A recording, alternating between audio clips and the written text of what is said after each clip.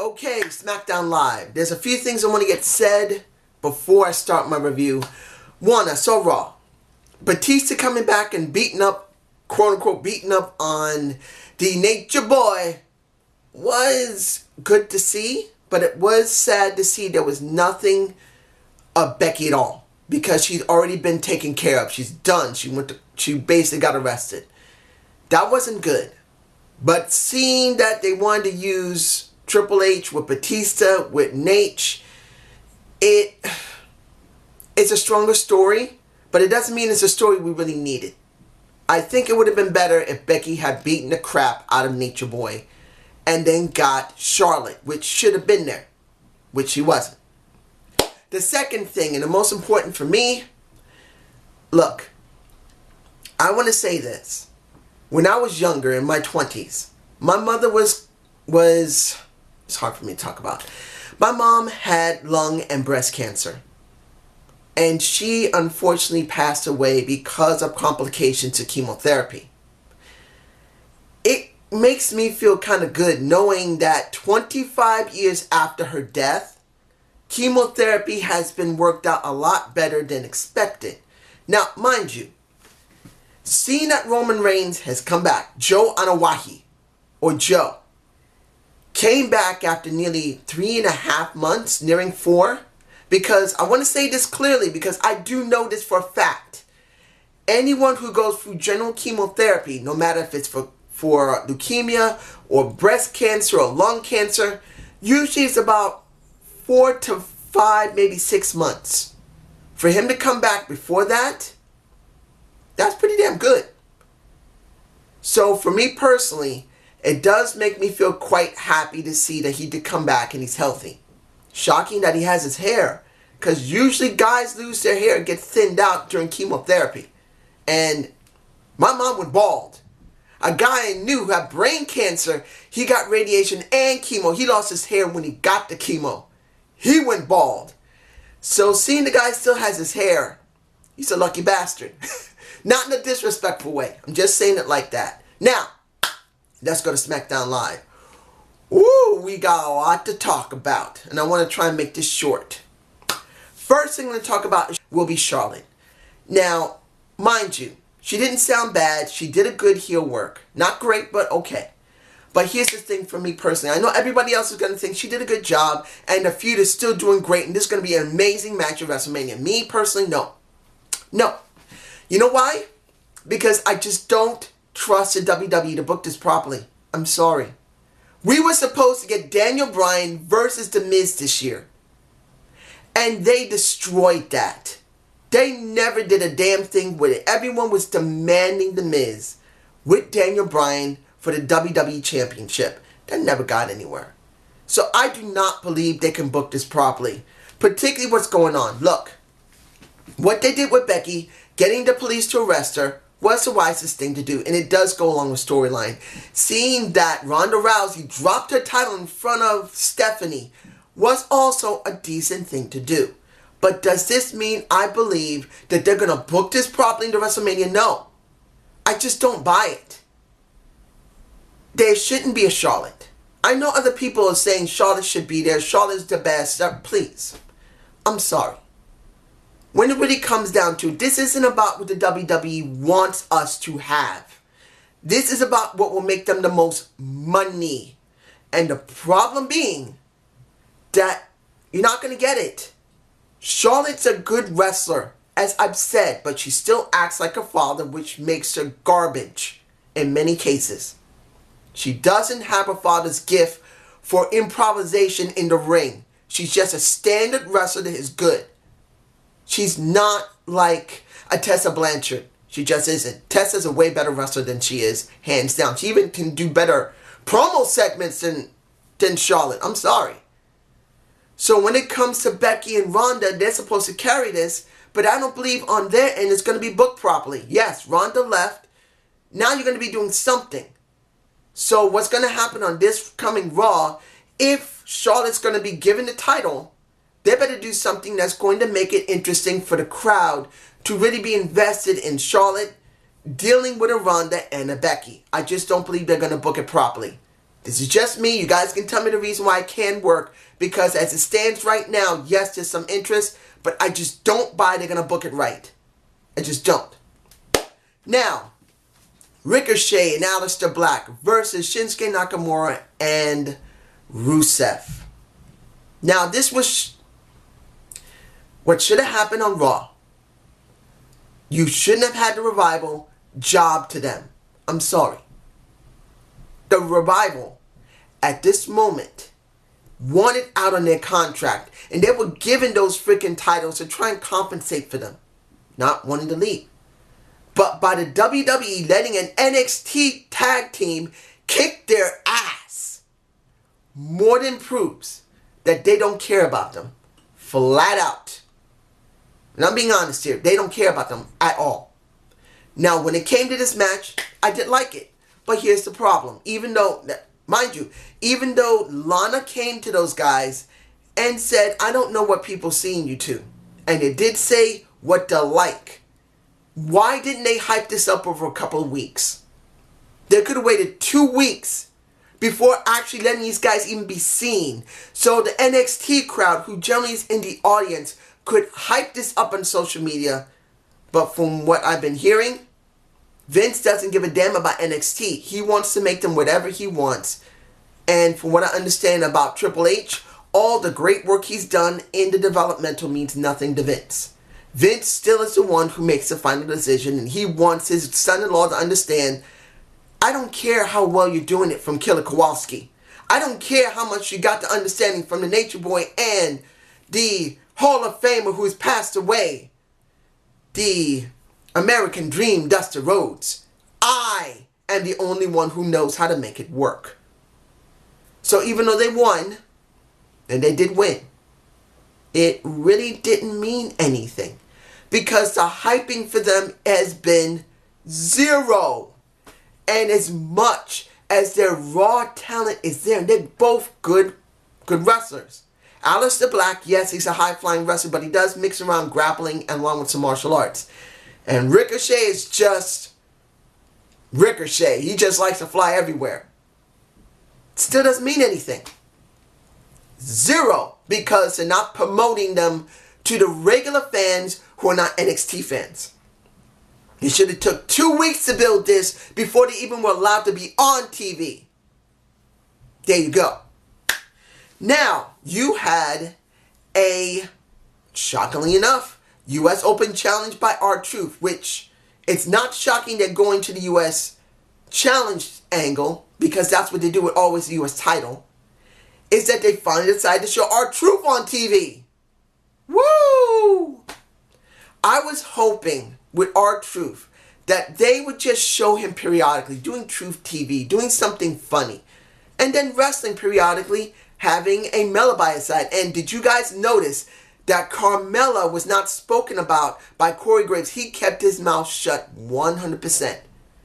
Except for a few instances, he didn't say anything when she came out. He didn't say much about her at all.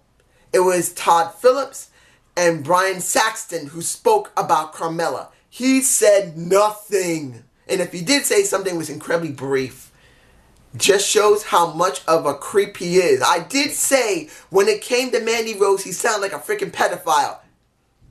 There was a reason. He was trying to throw people off. Anyway, Andrade Cien Almas. Andrade Cien Almas. I'm not saying Andrade. I'm saying Andrade Cien Almas. Or Almas. And Rey Mysterio. They were there. And he's saying simply, what would my inspiration, my idol, John Cena would do? That's so stupid. But it's R-Truth. That's his character. He has a triple threat. Now, you know what I thought would be great? This match not happening, and it happens on the pay-per-view. That this should have been a DQ. That this should have been a count-out. That this... Oh, wait. R-Truth won. Really? I wanted something for R-Truth. Something funny. Something interesting. And they done nothing with him. The best thing they could do was do a DQ here. And then at Fastlane, let these guys have a triple threat again. And then give the title almost... or give the title to Rey. And now, none of that. What a waste. What a waste. Honestly, if they continue with Almost and Rey, it's a joke. They need a freaking title. This isn't about Rey's legacy, and this isn't going to be about Almost legacy. It means nothing. And if anybody says it does, you guys are joking. Because they had that already. It's over. They need a freaking title to make it mean something. Now, we got Lacey Evans coming in and out. I guess that's all I need to say. What else can you say since they're not doing anything with her? Vince may get a hard-on for her, but unless we see her do something more than just go in and out like a diva, she came, understand, Lacey Evans came in the first Mae Young Classic. And supposing she didn't do that much on NXT. Now she's on the main roster doing exactly what people don't want. To be a eye candy. They want real women wrestlers. And Vince is presenting her as he presented every other woman before her except for Chyna. There you go. Oh, Honky Tonk Man. Oh, I'm the Honky Tonk Man and he's in my face. I always liked the Honky Tonk Man. Maybe it's because I didn't mind Elvis. Maybe because he was really funny. But you know what? He's going in the Hall of Fame. I think this is the second time he's going in. I can't remember if he went in the first time. It might be possible. He is the longest reigning IC champion in history. So I don't remember if it was because of him and Jimmy Hart or now he's going in by himself. I can't remember. You guys can tell me below. But it's good to see if he's getting a second ring. Or if this is his first ring. It doesn't matter. He's earned it. He deserves it. Let's move on. Now, let's see here. Hardy Boys go up against the Bar. So we get Matt Hardy back in. That's nice to see. So what? If you're going to be honest here, and I love the Hardy Boys, I would rather see Brother Nero and the madness of Jeff Hardy. Turn them into Brother Nero and Jeff Hardy being Brother Nero, and then Matt Hardy being Matt Hardy, the one with the deity inside him, and actually promote it properly. As it stands as the Hardy Boys, don't care. Because I've seen it, they buried it, and now even though they're back, what difference does it make? Moving on. Let's see. Anything else? That's it. If I'm forgetting some, I'm sorry. We got the opening and closing of the show. Let's just do the match itself first, and now talk about the opening. Kofi Kingston with the returning Kevin Owens. So that makes 2 returns we got. Versus Daniel Bryan and Eric. The person who shined the most here was Kevin Owens. Not surprising because he just came back for the first time. And he pins Daniel Bryan. And this is going into Fastlane as his opponent. Now this wasn't because of the match itself. This was because of the opening of the show, which was a contract signing, which I was going, Kofi's getting the opening of the show and a contract signing with Daniel Bryan sitting there, as you see in my face, being very stoic and serious. I gotta say that Daniel Bryan's been doing good heel work. I'm not lying. He's been doing pretty damn good heel work. In the match, he legitimately stepped on Kofi's face with both his feet. That was interesting. I didn't think he had it in him. That was nice. Now, opening with Kofi coming down to the ring and speaking, which he spoke pretty damn well. Yes, it was corny with New Day there. Yes, he should have came down by himself. He could have came out without the New Day getup, and he could have just came down as Kofi Kingston. That might have been a little bit more serious than I think he should have been. A little bit. But as it was, he spoke very eloquently. And then when he sat down to sign, Vinnie Mac comes out. And I'm going, oh boy. This doesn't look good. And it wasn't. Because Vinnie Mac said, Kofi, you have done great work for this company. You have done great work for me. But when it comes down to it in the main title picture, I just don't see you. So you're out. And the person that's in is Kevin Owens. He goes in. Big E is screaming his head off. Xavier Woods is even louder than him, angry beyond recognition. Kofi is quiet, angry but quiet. They leave the ring and pretty much he gets screwed. But does he? Even though you got Kevin Owens sitting across from a Daniel Bryan. This is the question I pose to you guys. Did they really do it? I think that might be the name of this video. Did they really do it? Now, what do I mean by this? I've heard people say that Kofi Kingston's rise is like a Daniel Bryan, which makes no damn sense. Kofi Kingston is not like Daniel Bryan. If anybody thinks he is, you got another thing coming. The only person this is close to being similar to is Mark Henry. That's the truth. Mark Henry is the closest story you can come to when it comes to Kofi Kingston. Mark Henry did everything to WWE. He did. And eventually, he got pissed off, wanted to be legitimate known as the strongest man in the world, went to a strongman competition, destroyed them, came back, and that is what lit the fire in him to finally get the World Championship. With Kofi, he's done everything he could. He had to go through a crappy story like New Day, turn that bitch around, and then because of a situation, something like Mark Henry, where he left to prove himself that he is the strongest man in the world legitimately. Kofi got a chance to show the crowd how good he's always been. And I've said this. I made a video on Kofi saying that he's an underused talent that should have gotten the World Championship due to the fact of the situation with Randy Orton. Now, you got a similar rise. Not exact. It's not even close to being exact. But something that lit a fire under Kofi in the crowd. And now Kofi's in the situation, something like Mark Henry. But Mark Henry, he had to use power to get over. In this situation with Kofi, he's using social media to get over. That's the way it's going. Because when it came down to it, there's a good chance they just pulled the trigger on this. That Kofi Kingston might actually get the title. Now, this is still a question, and I don't 100% believe it's going to happen. But the way that booking it is a good possibility that Kofi Kingston will be still added to the match with Kevin Owens and the new Daniel Bryan, and we're going to have this match. It's not the point if you guys want to see Kofi. And I know some of well, let's be honest, there's a couple of you know who you are, and you don't care about Kofi. You don't like New Day. Understandable. You don't like the gimmick. It's cool. But you can't say that Kofi isn't overdue to get the shot. He has not been given the shot. He had one chance in 09 to 010, and it got stopped. Either because Randy Orton didn't want it, or someone decided to forget it. And they let him have everything else. Now he got over by social media.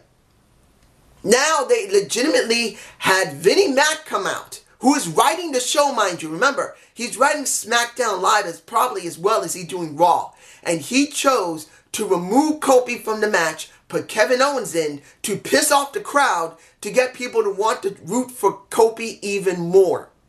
Now, this could still be an actual push to give him the chance to get the title. Or this is just, like I said before, hyping up as much as you can for a interim match going into WrestleMania because they got nothing booked.